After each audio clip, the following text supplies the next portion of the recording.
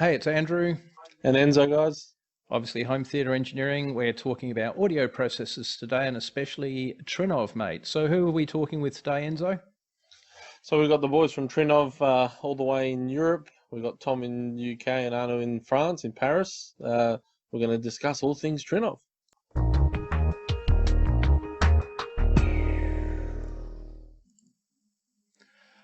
Greetings, everybody. G'day. Hello. Okay, so for those who don't know, to my right, how do we do this? To my right is Tom Garrett from Trinnov. Below me, of course, is Enzo. Everybody knows Enzo. And diagonally across from me is Arnaud. Both Tom and Arnaud, of course, from Trinnov. And welcome to our YouTube channel. Thanks for having us. So I guess we'll kick off. If one of you would like to talk to us initially about perhaps where Trinnov came from, the history of the company, and then we can sort of kick on to the present and a bit about the technology. All right, so maybe I can start with the past, because I've been with the company for slightly longer time than Tom.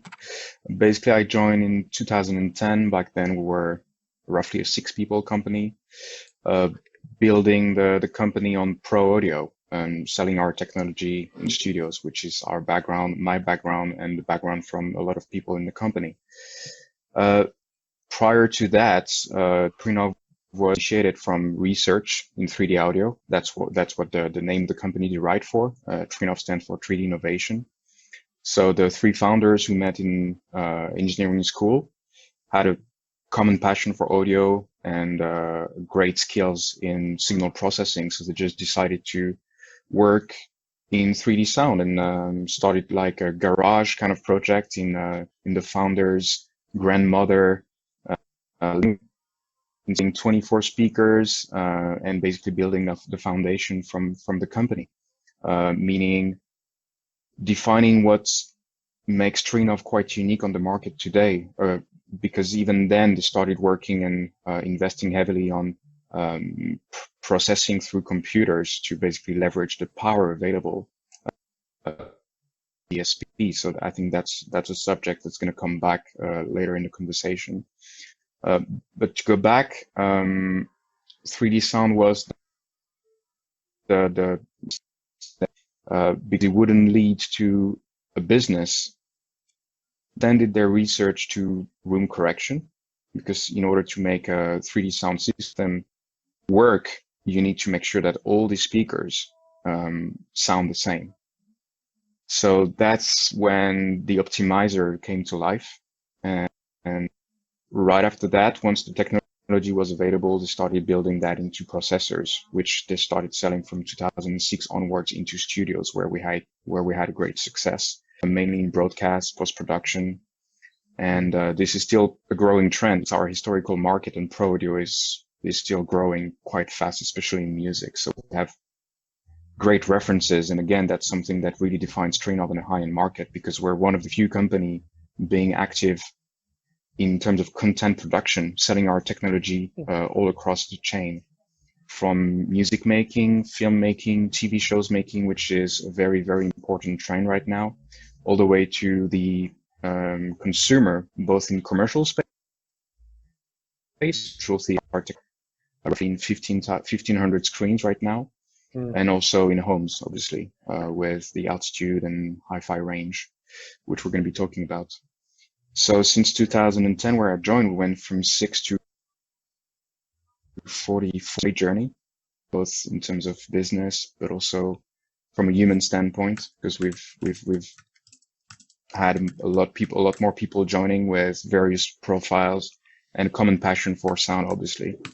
And in a very strange context, and the COVID-19 situation has hit us all. I think we're in a lucky situation because our company is built on technology and unique technologies, which are now very trendy. Room correction is being deployed throughout all sorts of audio application. And because we've built a reputation and an expertise for over almost 15 years now in that field. We're seeing the results, and that makes us very resilient, even in a very hard context like this, the one we're living right now. So since the beginning of the year, apart from cinema, it may be annoying for some people to hear, but we're still growing. We won't be sorry for this. We're all considering ourselves lucky and very also thankful to the founders for having such a vision early on that really proved to be effective today, meaning investing a lot into core technology that makes us unique and also not putting all of our eggs in the same basket. Because if we had been only relying on commercial cinema, right now we would be in serious trouble. Luckily, we have Pro, we have high-end audio, and we also have a strategic partnership that is worth mentioning with JBL Synthesis and Harman, since we manufacture the top-of-the-line processor based on the altitude. So yeah, I think that's it for the basic profile and history of the company. Yeah. And that's Okay, so the specifically thinking about the altitude at the moment, how long has that been in its current form? Arnaud? sorry, in fact, you dropped out, so I didn't hear the whole Oh, question. so I I'm was sorry. saying the altitude particularly, how long has that been in its current form? So we started with the Altitude 32, which is our flagship processor that was introduced at CEDIA 2014, which was also the year when Dolby basically announced that Atmos, which was formerly a technology only available in commercial spaces, to the consumer market. And we made big announcement at CEDIA. And again, we leveraged the fact that we're using CPU-based platform because we did our own implementation of Dolby Atmos into the outside. So that enabled us to have high channel count capabilities. So we were able from the start to deliver, basically max out the capabilities of Atmos, namely being able to deliver 32 discrete outputs and really leverage and benefit from that new technology and immersive sound. And also the fact that we've been able ever since to deliver regular updates for free and deliver new formats before anybody, also because we're implementing ourselves rather than waiting for a DSP to be available to the processor manufacturer has been very, very key and instrumental in our ability to establish ourselves as a leader in that space. And still today we're seeing, I mean, it's been more than 5 years now since the Altitude 32 has been introduced, and we still see that we're ahead of the game from a technological standpoint. And more than anybody else, I think we can claim that we're fairly well listened, because there's been a history in home theater space that, you know, whenever you buy a processor and technology, you can expect to replace the processor or upgrade a new one every 2 or 3 years. And that's something which is not happening with the Altitude processor. And again, that's really, really unique because it kind of reorientates the investment decision for a home theater enthusiast. You no longer have to purely look at the price, at the feature set, but if you consider long-term, that you're probably better off buying the best available at this time, because it's gonna follow you through your journey as a home theater enthusiast for a long time. And so that was 2014, and in 2018 we introduced the little brother, the Altitude 16, which, unlike the Altitude 32, is not upgradable. It's just a fixed 16-channel configuration, whereas the Altitude 32 is available as 8, 16, 24, 32, and also to 48 or 64 processing channel with the Altitude 48 extension we introduced, I think it was 2 years ago. So yeah, there's really an element of continuous. Yeah, go ahead. And just to remind you about the Altitude 48 extension, that was premiered in Melbourne 2 years ago at the home cinema, at the hi-fi show, where Trinnov partnered with Crix, and we did the first full implementation of Dolby Atmos. So when we did that show, we actually did the world's first public demonstration of 24.10.10, which is 24 channels on a bed layer. That was 10 subwoofers around the side of the room and the front of the room. And then we had 10 overhead channels. And for those of you that came to the Melbourne show, it was amazing. There's a separate YouTube video, obviously, from the Cricks team on it, but the fact we pulled it off in a 3-day build time, it was the first time that full specification Dolby Atmos residential, which technically is 34.1 decoded channels, has ever been done, not just in public, but anywhere in the world. So, yeah, it was a really nice event to be able to. It was impressive. Yep, it was impressive, and it was bloody loud. Maybe something you can explain for us, or for the people watching this video. There seems to be a bit of confusion out there. Of course, we've got the traditional sort of channel-based processors.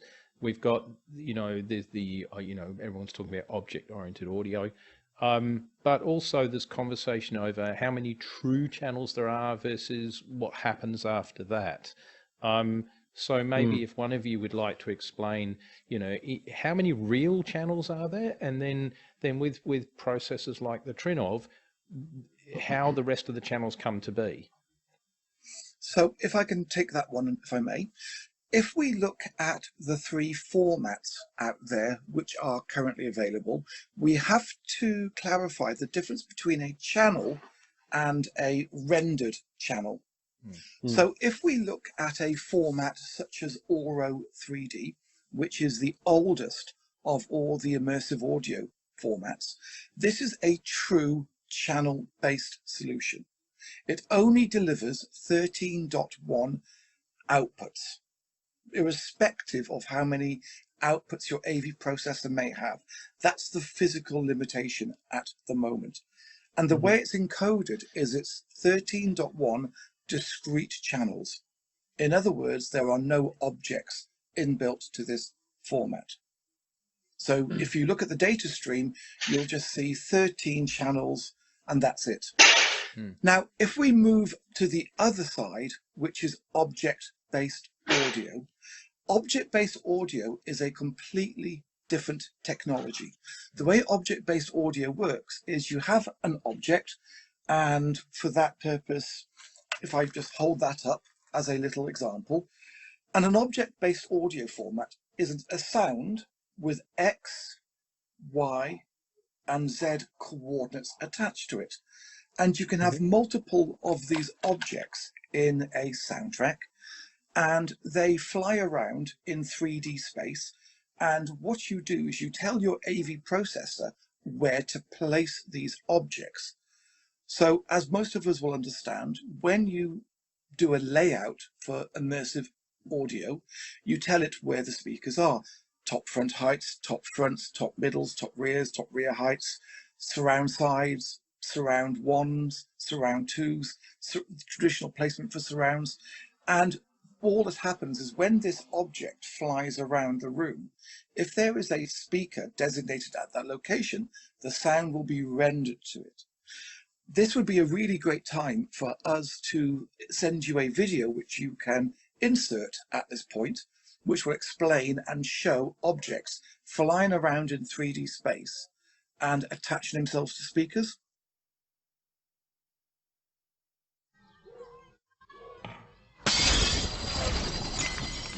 You won't just hear glass break. You'll hear a slightly battered and bruised baseball fly past your right ear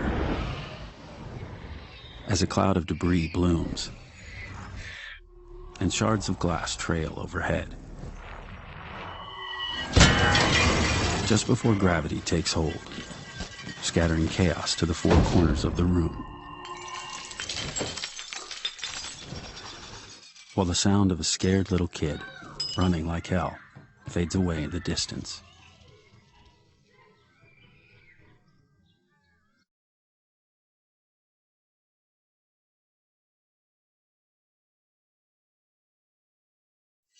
So when we talk about object-based audio, DTS:X Pro and Dolby Atmos Residential are the 2 object-based formats. 34.1 is the maximum rendered outputs you will get from Dolby Atmos Residential. Not 16, not 32, but 34.1, which is why we developed the Altitude 32, and then we added the extension on it, which, as I mentioned, was premiered in Melbourne. If we're talking about the other format, which is DTSX Pro, that has a maximum output of 30.2, so dual subput outputs as standard. And all that happens is when you get an AV processor which can handle these to the maximum, you get what is called a higher spatial resolution. Now, spatial resolution is the ability to place sounds with a finite amount of detail rather than just having big gaps around your speakers. So if we think about a standard 5.1 traditional layout, there are huge gaps between your left and your right, and then your sides, and then your rears. So it's very difficult to get seamless pans around the room because the spatial resolution is relatively low. If we take that to the nth degree, which is 34.1 from Dolby or 30.2 from DTSX Pro, you have more speakers. Therefore, the sound, instead of jumping from speaker to speaker, pans a lot smoother. And this is the key point that high spatial resolution is making in the marketplace. There has been a lot of work done by Trinnov and other partners out there about how many speakers you need to immerse the listener in a room. And Trinnov released 2 years ago a white paper, which I believe you gents have seen. And this really has given a lot of people tools to design better immersive audio theatres or home cinemas. And what's really good is this white paper, which Trinnov released, has now been taken into a format called CEB22, which is going to form part of an upcoming standard. 1 or 2 small modifications, but this ultimately will drive the designation of what really is a high spatial resolution cinema. Now, the biggest problem when it comes to playing back these channels or rendered outputs is that it requires a huge amount of computational power. And as Arnaud mentioned earlier in the introduction, the biggest challenge is keeping up with technology.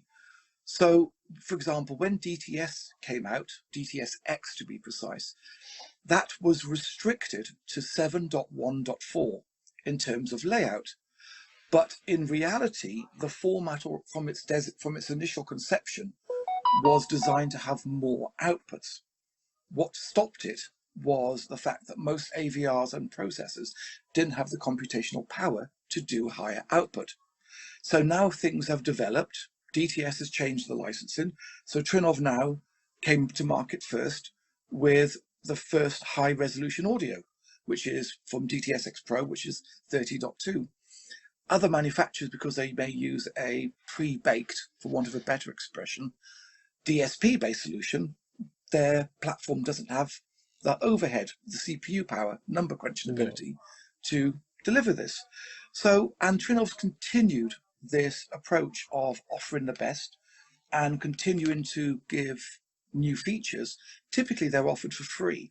And in the next couple of years, there will be continued updates in terms of software, which will be easily retrospective applied to the Altitude 16 and 32 platform by a simple software update. And there are new audio formats launching as well. So as we know it, Dolby Digital has been around for donkey's years. It started off as AC3.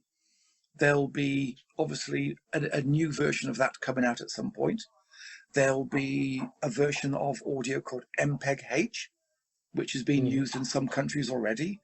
Sony is already using MPEG-H as part of their headphone-based playback solution. Trinnov 3 years ago premiered MPEG-H playback at the Munich Hi-Fi show. So we've already got the decoding capability for MPEG-H as a prototype. It's just a matter of waiting for the formats to develop enough and the commercial demand so we can include it in our processors. Guys. Okay, so Enzo, have you got any questions that you'd like to give to the lads?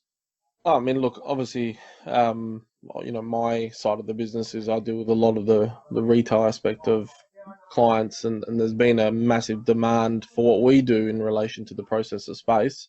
Trinnov is a big part of what we do, and there's a lot of, I guess, there's a lot of parts of the processor that people see in the name. It's a 16-channel processor, but there's actually a lot more to it, and the capability and the power, obviously, that you've touched on.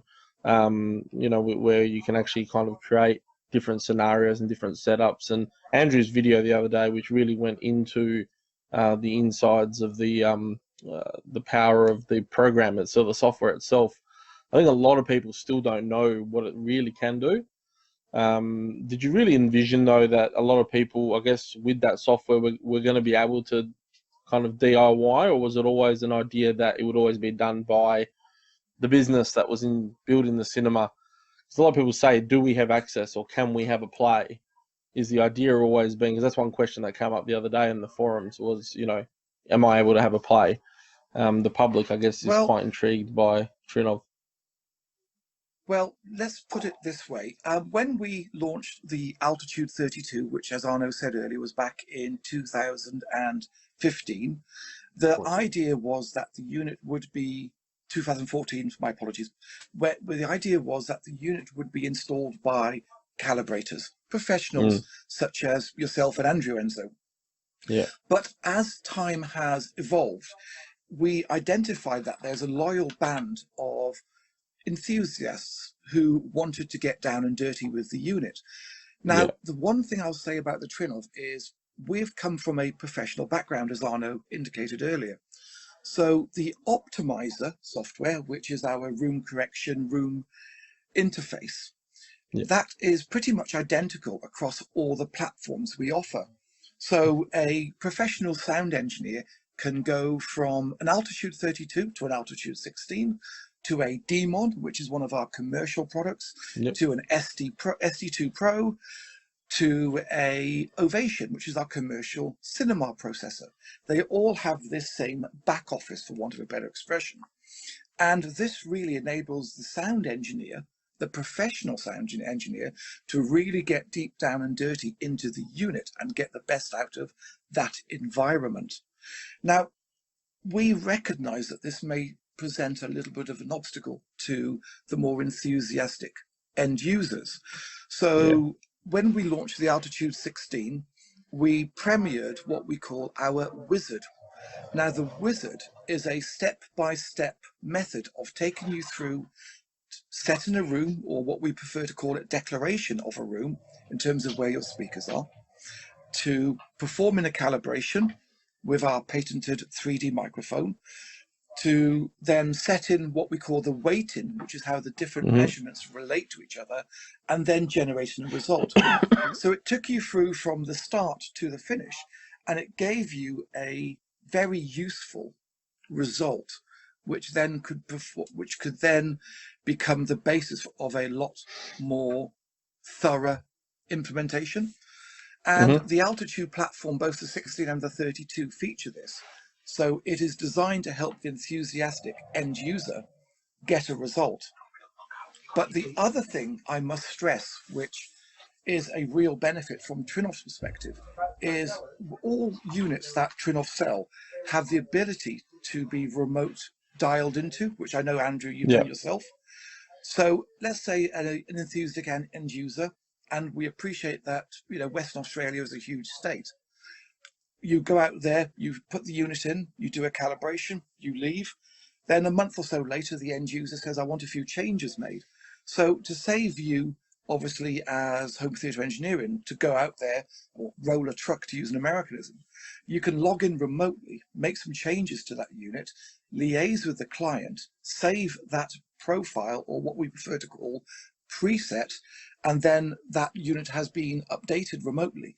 And that's a really big, strong use for dealers and people like yourself to support the enthusiast and end user. There's no need for you to break quarantine. No, we build cinemas all across Australia, so that's been a great thing for us. Yeah, I I may just the I may other add day. something on this if you don't mind. Yeah, please. Yeah.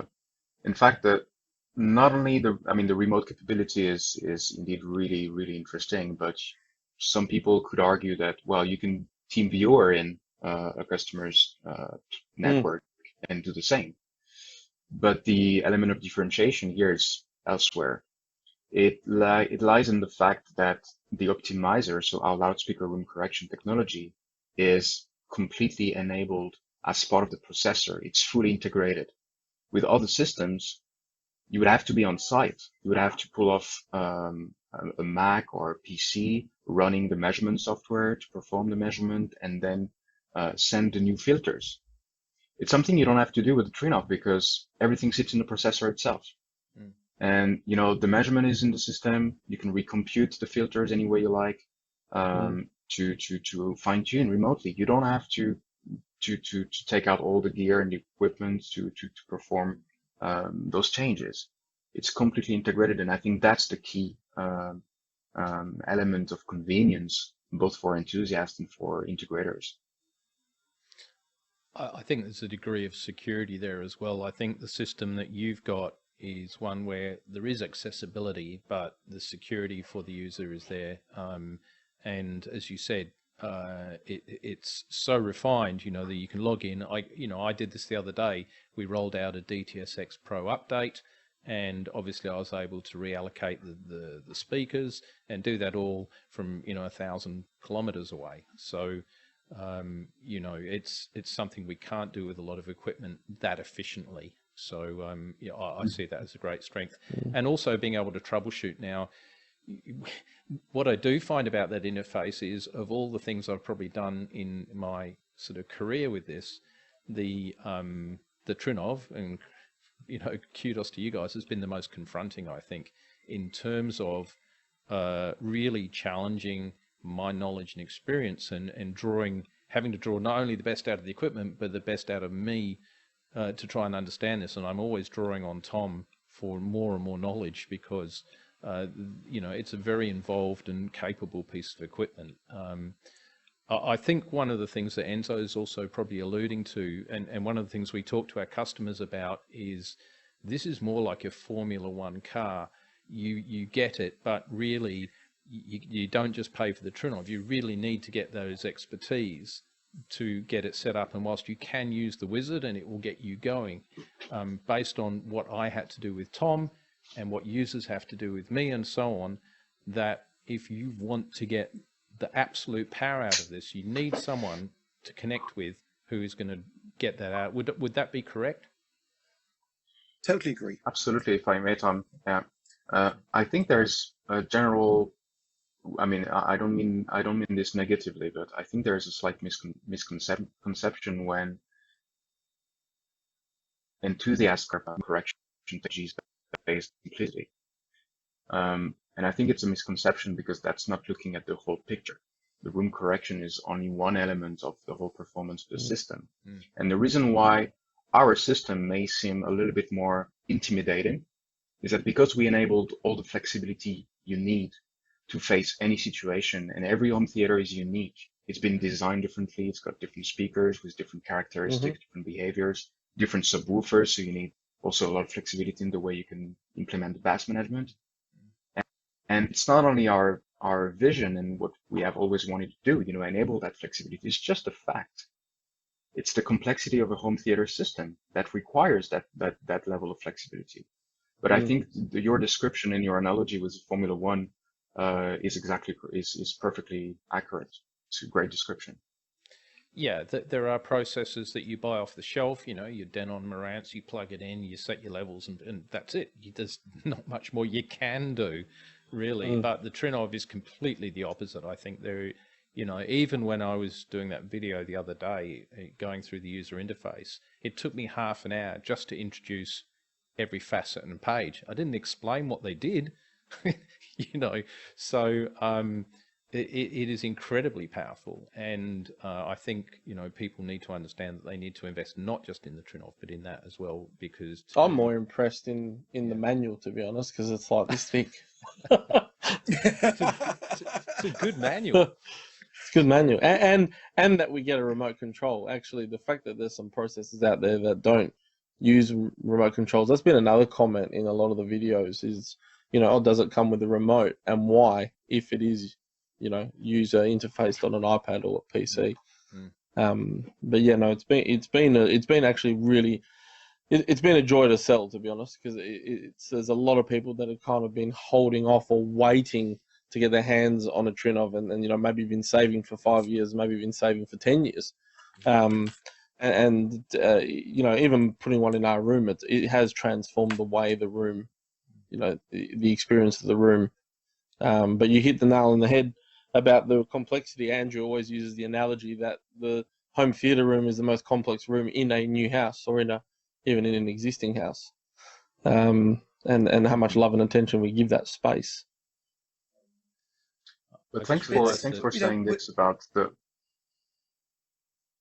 Well, okay, I'll be quick. Sorry, I just wanted to say thanks for, you know, your comment on the fact that, you know, being able to acquire new knowledge is satisfactory for you as a professional with such an experience in your field. It's kind of it's a fundamental aspect of the way we have been developing the business. All of us being on the field and supporting our customers, whether they are distributors, integrators, or end users. I mean, training and sharing that knowledge is key. I mean, knowledge is power, especially in this period. And if you're passionate about home theater, I think that's the best gift we can make to anyone interested in that field. It's sharing what we know. And we love doing this, and it's just a great human experience to see a great response. We've done a lot of webinar during the confinement, and the response has been really encouraging for us. You know, it makes everything we do meaningful when we see people are appreciative of it. And Tom is one of the greatest trainer out there. He makes really entertaining. I mean, equally entertaining and learning and enriching in terms of knowledge training sessions, and it's a great pleasure to listen to him and learn from him. Tom's been so you're very lucky to have him in Australia. Sorry. No, we are lucky to have Tom, and his videos are definitely enjoyable. That's for sure. I think the interesting thing is, you know, when you're absorbing this, you know, you tend to think Tom's there and he's there for me only, and he doesn't have to deal with anyone else in the world. And when I realized that he's actually looking after everybody else, and he still finds time to stop and support me and give me an hour or two of his time, it's really very, very appreciated. So, but that the other side of the coin is that we get to pass that on. And that means that our customers are enriched by that experience as well. And, you know, I think that's, you know, it's interesting because I haven't really heard that verbalized, and it sounds like Trinnov's philosophy is very much like ours. It's, you know, we share information freely. The more educated our clients are, the better result they get, the better they can understand the decisions they're making. So I guess probably back to technology for a second. If someone said to you, what's the secret ingredient, what's the biggest core of talking about perhaps the Trinnov processor at the moment, what would you say the most powerful asset of that product is? If I can take this one, for me, the biggest asset that the Altitude series of processors has is that we don't have to work with any third parties. So, for example, when Trinnov wants to implement a new codec, we speak directly with that manufacturer. So this is quite unique, that Trinnov is probably the only manufacturer of AV processors that directly licenses the technology from the codec manufacturer. Everybody else has to go via a third-party DSP. So this enables Trinnov in many ways to have a closer relationship with these manufacturers. So, for example, when we were speaking about Dolby Digital and then obviously moving on to Dolby Atmos, we've obviously had the SDK, Software Development Kit, to enable us to do 34.1, far ahead of anybody else. Now, these software kits do not remain stable. They are continuously evolving. So Dolby Atmos, as we know it, are not fixed. You know, we're going from version 1.3 up to, I think it's 1.7, which will be the next release. And this brings additional features. It brings benefits to the end user. And from our perspective, we have to go through the software development kit. We have to identify any undocumented features, which is what we prefer to call bugs. And we can then correct them. We feed it back to the manufacturer, and we then come out with a much more stable product. But we also come out ahead of anybody else. And this for us really is our secret sauce. The fact that Trinnov developed their own operating system, which is Linux based, we don't hide that, but all the modules come together to make this product. We control that, and it really gives us the benefit of the computational power that the Intel CPUs give us. It gives us a much stronger relationship with our codec suppliers to give the best. And when you combine Trinnov's background from the Pro with Optimizer and then these new immersive audio codecs, the benefit is that we develop products ahead of everybody else. And as Arnaud said, 2014, we launched the first Altitude 32, which had 32 speakers, outputs. We're now in 2020, and there is still nobody else who will deliver as many outputs as Trinnov. So we are totally unique in the marketplace. Nobody else can deliver 30 outputs from DTS:X Pro in the same product as having Dolby Atmos and Auro 3D. So as you're saying, it's pretty much not just looking at a Formula One car. It's a Formula One car who for the last 6 years has been winning the championship by probably lapping its competitors 2 or 3 times when it's going around the circuit. All right, so another question for you, and one of the things that struck us is you've talked several times about the different codecs we've got, you know, Dolby, DTS, Auro 3D. When we get someone come to us for a room design, it's, you know, one of the things that we find ourselves struggling with a little bit is the Auro 3D versus Atmos versus hybrid versus, we don't want to dwell on it because we can't obviously go on forever, but are there more and more solutions now for a unified speaker placement that works with all formats? Do you want to take that, Arnaud? No, go ahead, but don't forget to mention the webinar later in July with Cedia.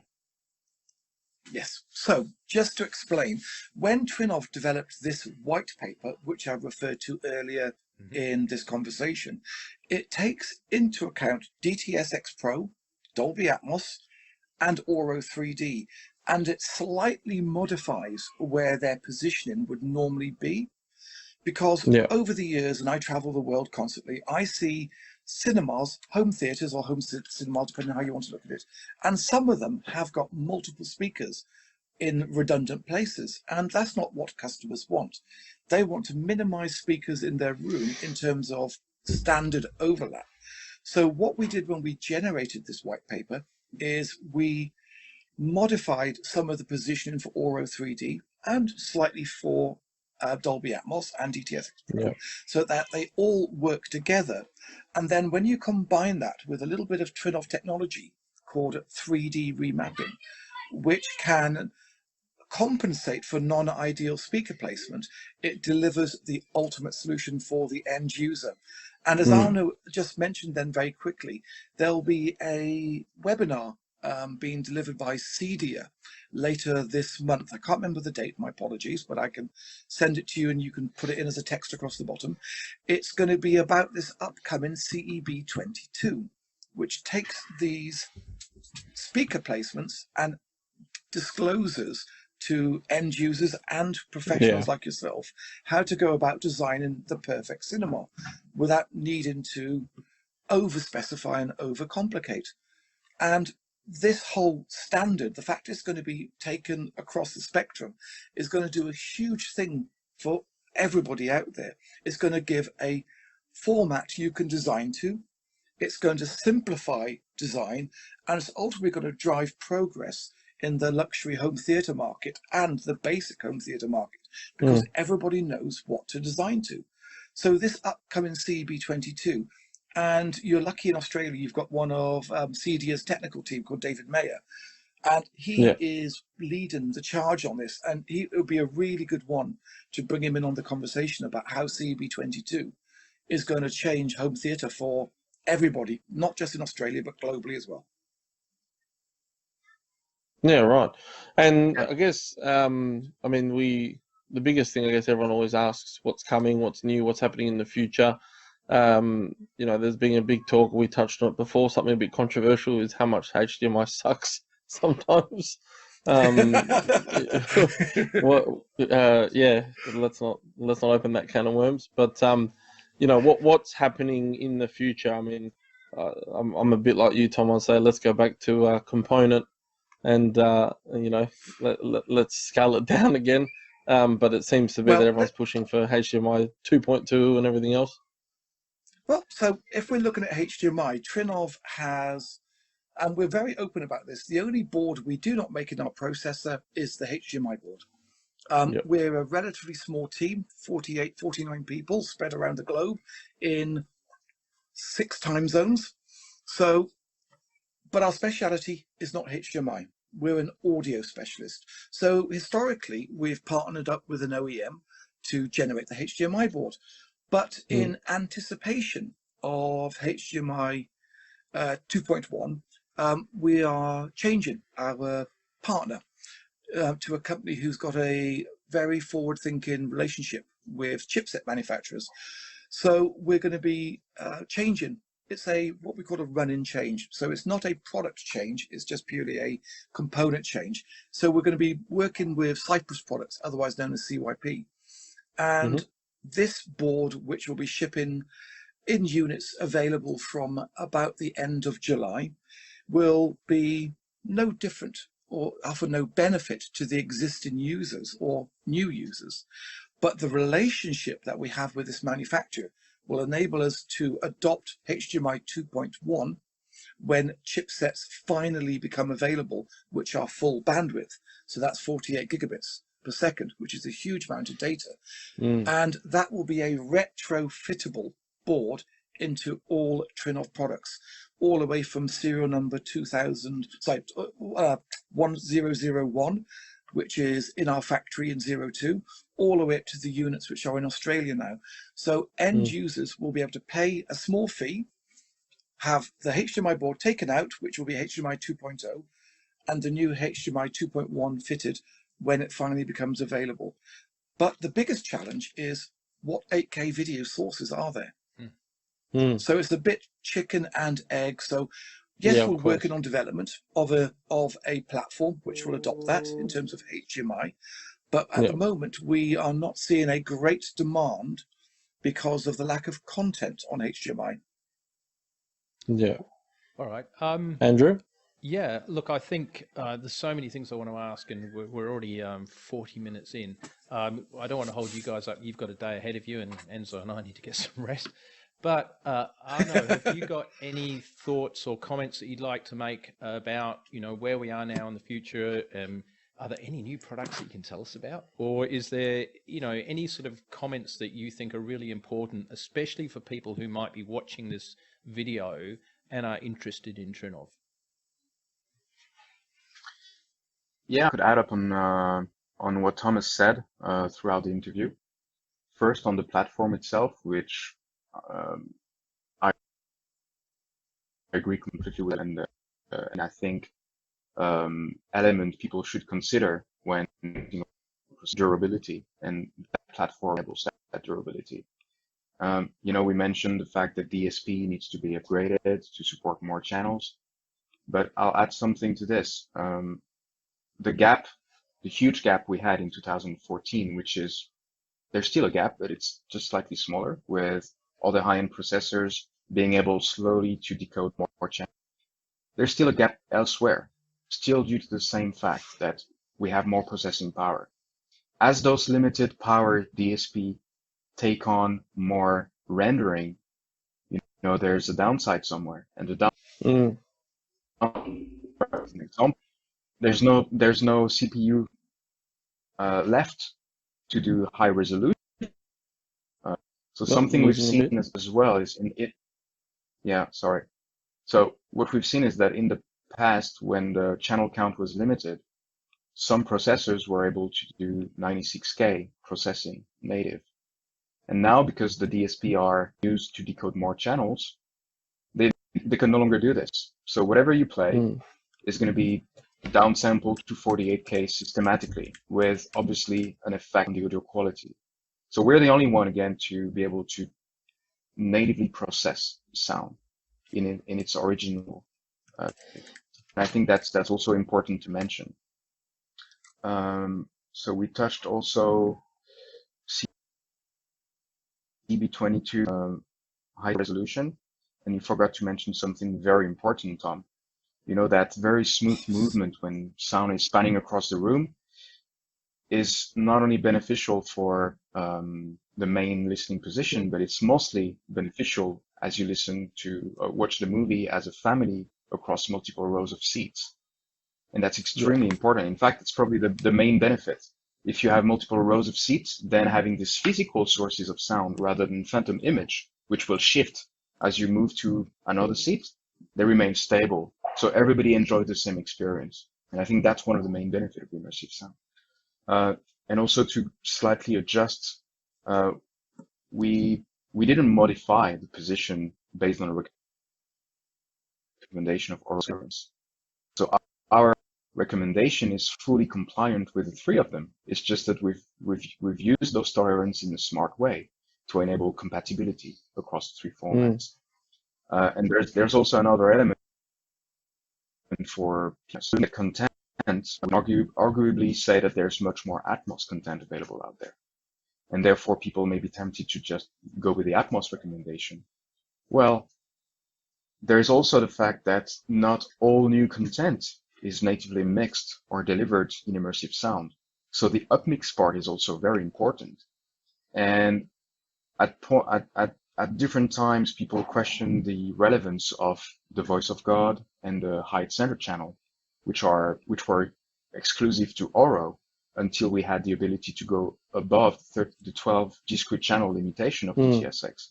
Now that it's been removed with DTSX Pro, that means you have two formats that justify the height center channel and the voice of God. Not a so again, universal layout where we've been working on, and that is now being adopted by the industry as a standard, is still relevant, even though Dolby Atmos arguably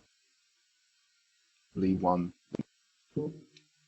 So that's one thing. And on one earlier question, you asked what is an object, etc. And since you asked about new updates, etc., the next software update is going to have a very cool feature. In the 3D view of the interface, where you see the speakers you have declared for your system before performing the calibration, a new option will enable our users to see the objects moving in the room. So there will no longer be, guesses, because obviously the enthusiasts, they comment, okay, that mix is great. There's a lot of objects. It's moving around. It's very immersive. Great job kudos to the content makers. In that case, they will be able to see in real time where the objects are, how many are they. So that's a really cool feature that should be coming. I don't want to be over optimistic because there's unexpected problems in development, but I think maximum 6 weeks.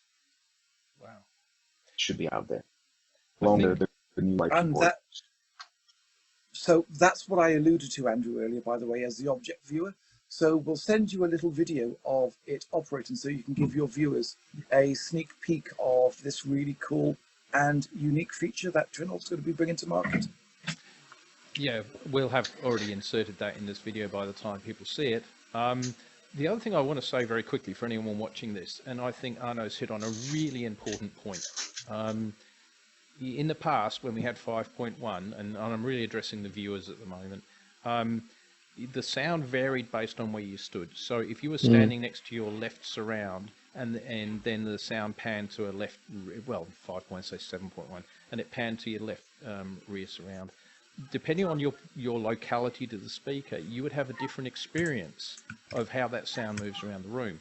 And what Arnaud's saying is that the more sources you have, the more speakers you have, the more locally precise that sound is, and the more real and the more specific that pan or that change of sound around the room becomes. This is the really massive benefit of a multi-channel system. And it means that people sitting in a room then start to experience more and more of the same thing. And basically, the more speakers you add, the more similar that experience is for everybody in that room. And for those who don't know, because we haven't really touched on the guts, I guess, there's multiple presets within the altitude, which means that we can then prioritize a bias towards different seats and so on and so forth. We could talk about it all day long, but I think, you know, I'm glad you mentioned it, Arnaud, because I think that is a massive, massive deal and something that a lot of people don't understand. Sometimes they think we just need lots and lots of speakers because it's cool. No, there's a reason for this, and you know, it means that we get a better and better and better ambient experience from the Trinnov. Have I sort of described that correctly?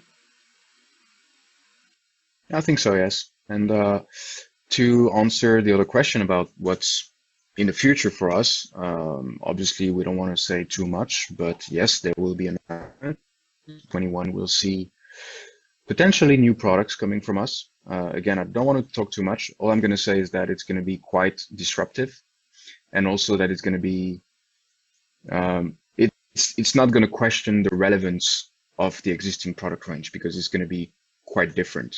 So for different needs. Oh, you're such a tease. And another hint, audio over IP. That's where the market is, whether there is or not. I mean, for sound quality, Dante, and for home theater application, we had a webinar about that topic, and we raised that question. Relevant in a pro audio environment is the problem with Dante, despite that it provides very little benefit in a residential home theater. In fact, it's designed to work at a fixed sampling rate, because it was originally a pro audio technology that is now being rolled out in the consumer space. In other words, a studio runs usually at 48 kilohertz, and all devices are constantly synced to a 48 kilohertz clock. What happens in a home theater is that you're playing consumer content. That means the sampling rate conversion we mentioned earlier, that we are the only one use to maintain the quality of the signal. The implementation and the use of Dante would force us to do so. So we're not keen to move forward too quickly towards section for those who really care about audio quality. But we're exploring what's doable to basically overcome that. So yeah, audio over IP is going to be one of the elements in the next generation of products, or the next from the current lineup. Okay. One quick question. And also, sorry. Something very important, obviously, the optimizer, which we've built our reputation on, is out since 2006. That's when we first introduced the product, and we moved it over the years, but we've just, accelerated since earlier this year. We currently have a team of 5 engineers working on improving the optimizer. So there will be also massive changes in improvements in that area. Again, because we want to maintain our technological advantage, and because that's what we do. One quick question: the presets that we talked about that you can do various things with in terms of the seats. It's not something that we've really used the Trinnov for. Is there going to be, or can you really use the Trinnov as a multi-room environment, or is that not something? I don't think it's originally designed for that, but is that a capability it has? No. One of the things I must stress is that the Trinnov altitude range is designed to be used in one room only. And the reason for that is numerous. But there are other products out there from other manufacturers at lower price, much lower price points, which claim to do, let's say, 2 or 3 zones for want of a better expression. The challenge is they're trying to do too much and not necessarily at the quality level that we at Trinnov will achieve. You know, if you want to do multi-zone audio, then go down the multi-zone audio route. Do distributed audio correctly in your property. Don't expect your AV processor to attempt to do it. It's a bit like taking a Formula One car, which you've alluded to, on a rally track. It may have four wheels, but yeah, you don't want you want a four-wheel drive Ute rather than a Formula One car. Right. So it's horses for courses. We won't be going down the multi-room audio, but just to sort of explain, we have come across situations where customers have used Trinnov products in multi-room audio solutions, but that's not our home theatre products. It's more of our room correction product. In this case, it's something which is called the Magnitude, which is effectively a digital processor, for want of a better expression. Okay, thanks for that. Enzo, have you got any questions? We're just pushing on the hour, so we'll probably wrap. No, I think, again, we covered a lot of people that in Australia don't know a lot about Trinnov, now do. Obviously, the background is a big thing. The optimizer, the HDMI conspiracy, if that's what you want to call it in this industry. Who killed JFK? Yeah, who did it? Look, I think COVID's given us all an opportunity to work smarter and harder, and it hasn't slowed down for us over here. If anything, we've actually been a lot busier thanks to COVID. But no, look, again, we're very excited with what we do with Trinnov. We sold 2 units yesterday. So Trinnov is going strong here in Australia, and we're very lucky. Andrew is obviously the wizard, that master that I try and learn off. He's the more technical guy, but we're very lucky to have Tom always on WhatsApp. Customers do like that when they know that Andrew's talking direct to Trinnov, and I think that's a cool little magical aspect of what we do as well.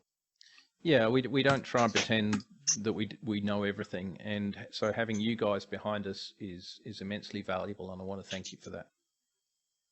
It's a pleasure. It's nice to work with such a proactive team in Western Australia, so we really appreciate that.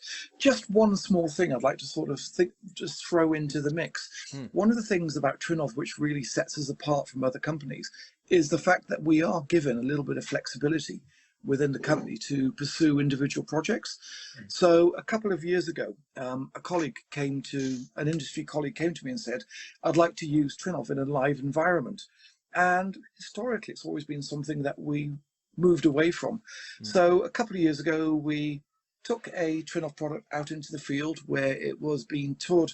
A well-known female artist was touring around the UK, and we dropped a product featuring optimizer into the playback chain. And the experience was amazing. Instead of going to a live concert and having this big mushy soundstage in front of you, this concert sounded like a hi-fi system in terms of stereo imaging.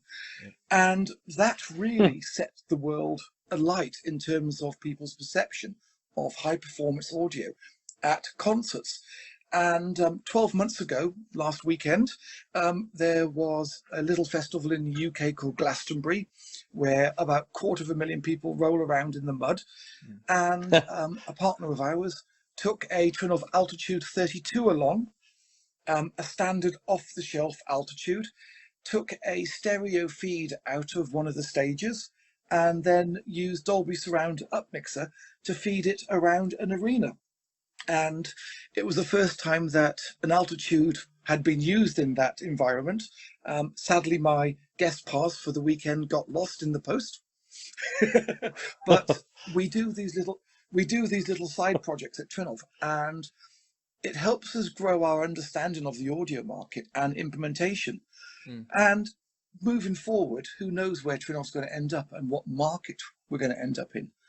But the fact that we own our own technology, we own our own intellectual rights to this, means that we can change purpose of products, we can develop new products for new markets, and it means that we are ahead of everybody else.